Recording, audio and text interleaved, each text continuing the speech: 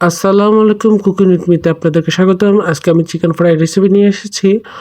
Restaurant স্টাইলে chicken fried recipe, কোনো অংশেই কম না। আপনারা খেয়ে দেখতে পারেন, আলহামদুলিল্লাহ ভালো হবে।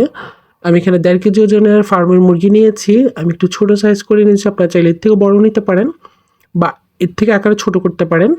আমি মুরগিটা ভালো করে ধুয়ে নিয়েছি। এখানে আমি আদা ১ চামচ দিয়েছি, চায়ের চামচের রসুন ১ চামচ এবং জিরে গুঁড়ো ১ চামচ, লবণ ১ চামচ, মানে পরিমাণ মতো দিবেন লবণ।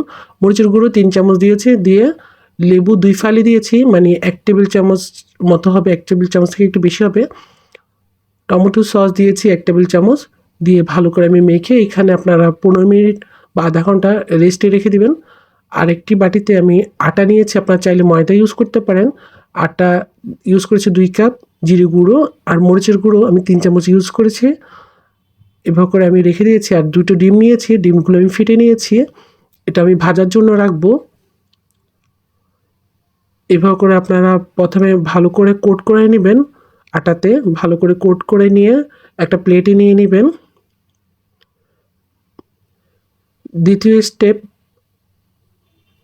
আবার এই প্রথম স্টেপ এভাবে করে কোট করে আপনারা আটার মধ্যে মেখে একটা প্লেটে নিয়ে নেবেন, এবং দ্বিতীয় স্টেপ আপনারা এই ডিমের মধ্যে আবার গড়িয়ে নেবেন, আবার গড়িয়ে নিয়ে আবার আটাতে দিয়ে আবার সে আটাটা ওই মাংসটার মধ্যে আবার কোট করে নেবেন।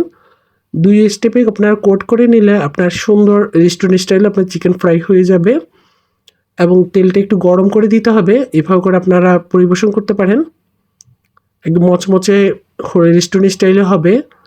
আমি তেলটা গরম অবস্থায় দিয়েছি, আপনারা দেখছেন একদম মচমচে লাল লাল করে ভেজে করে নিয়েছি। এভাবে চিকেন ফ্রাই আপনারা খেতে পারেন যে কোনো জিনিসের সাথে, অথবা ফ্রাইড রাইস, পোলাও, যে কোনো জিনিসের সাথে আপনারা খেতে পারেন। বাচ্চাদের তো এটা অনেক পছন্দের। আলহামদুলিল্লাহ আমার বাচ্চারা তো ভাজি করার সাথে সাথে আমার বাচ্চারা খেয়ে ফেলেছে।